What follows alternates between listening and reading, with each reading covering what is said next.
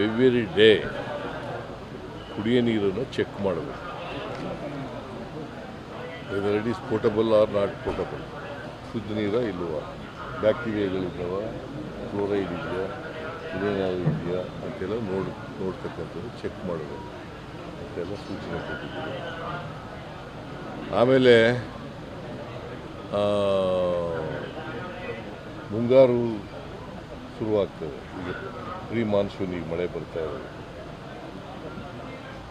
ಆಮೇಲೆ ರೆಗ್ಯುಲರ್ ಮುಂಗಾರು ಶುರುವಾಯ್ತದೆ, ಅದಕ್ಕೆ ಬಿತ್ತನೆ ಶುರುವಾಗುತ್ತೆ ಎಲ್ಲ ಕಡೆ ಇಡೀ ರಾಜ್ಯದಲ್ಲಿ. ಗೊಬ್ಬರ, ಬೀಜ, ಪೆಸ್ಟಿಸೈಡ್ಸ್ ಯಾವ ತೊಂದರೆ ಇದೇ ರೀತಿ ನೋಡ್ಕೋಬೇಕು.